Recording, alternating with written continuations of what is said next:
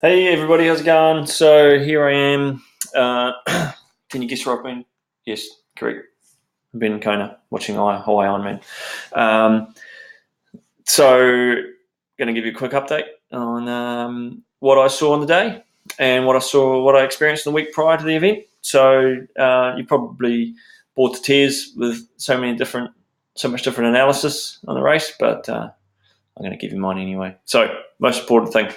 Um, well, not the most important thing, but certainly one thing that we always look forward to in Kona is the expo. And this year's expo was certainly up there with some of the best that I've seen. And as you can see, I came away with a little bit of merch. We've got the New Balance cap. We've got the Kona t-shirt from Polar.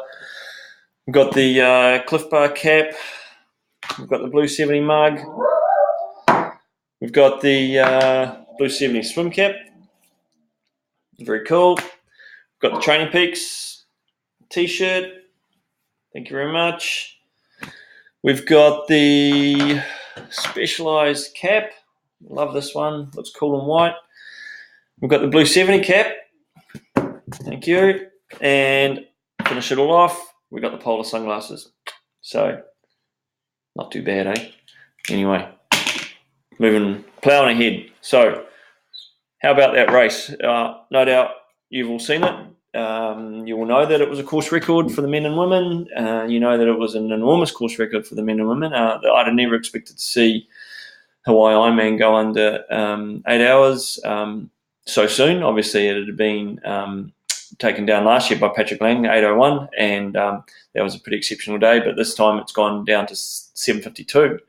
So taking 10 minutes off his previous course record was absolutely amazing. In fact, the first three people went under the course record. So Dave McNamee was third, just over 8 hours, and Bart Ehrenutz was second in just under 8 hours. So incredible racing up front. The runs weren't any quicker than previous years, and that was due to the Energy Lab section has had a little bit added to it, which made it a much tougher run. But the fast bike was certainly the reason for this phenomenal times. The conditions on the bike were just perfect, dead calm. It wasn't that hot. It was under a lot of cloud cover through the morning, from what I believe, and it was just one of those incredible days. So Cam Worth came off the bike in the lead with having ridden the bike course record, 4:09. Which is just over 43 k's an hour average, I think, and that was absolutely incredible. We'll jump back to the swim.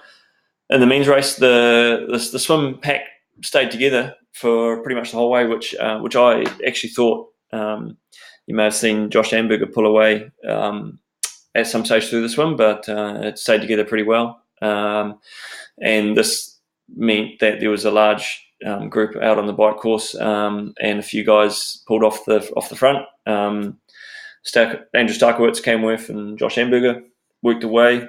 Had a little bit of a lead, but not an enormous lead as they came off the bike. I think a lot of that front pack were riding between 4:13, 4:16 for the bike split, so they were only a few minutes down on what Cam Worth rode. The interesting thing, and I think you might find it's something that's going to happen a little bit more in future, is sort of team tactics coming into play, and I don't think it's a bad thing. It makes the racing a little bit more.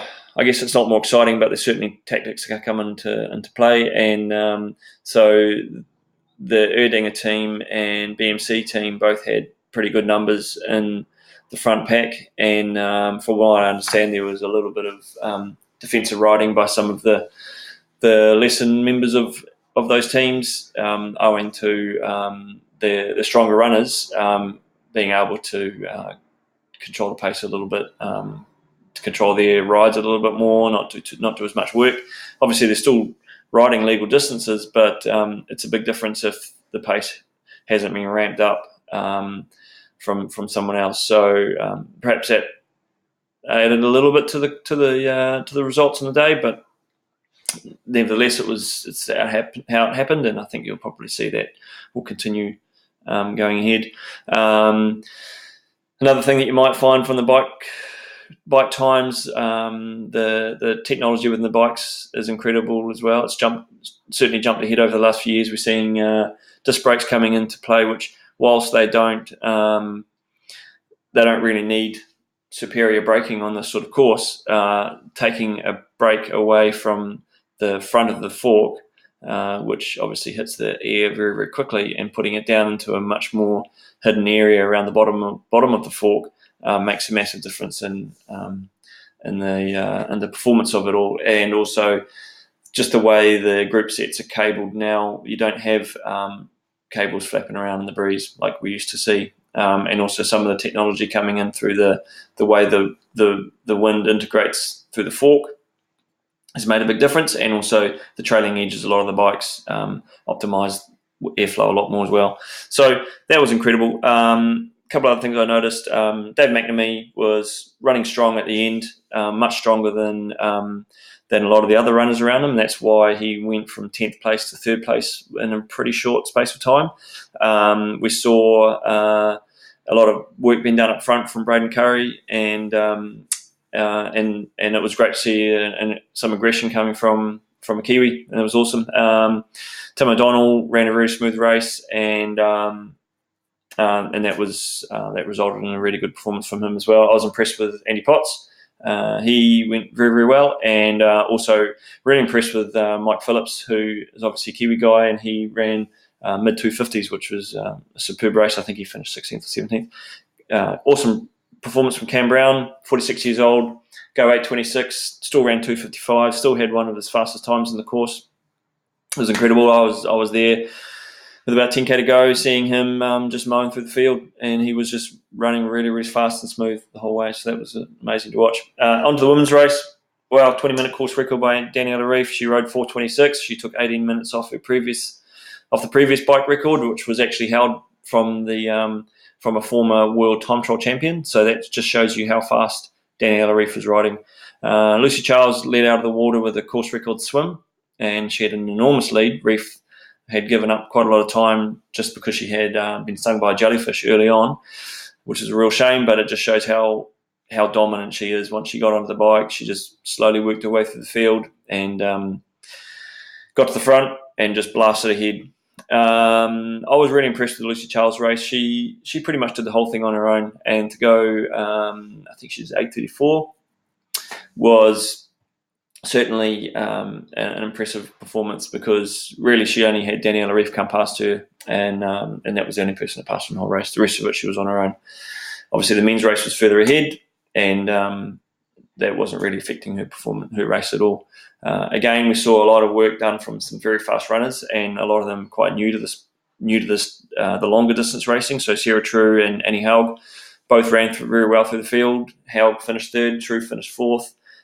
They're from an ITU background. Daniela Reef is ITU as well previously, but obviously she's been an Ironman for a lot more, having this being her fourth world title. But for those two runners behind, and 3rd and 4th, having come from ITU literally in the last year or so, it was amazing to see how they transitioned across to the distance. And there was also some really exciting racing going on further behind them.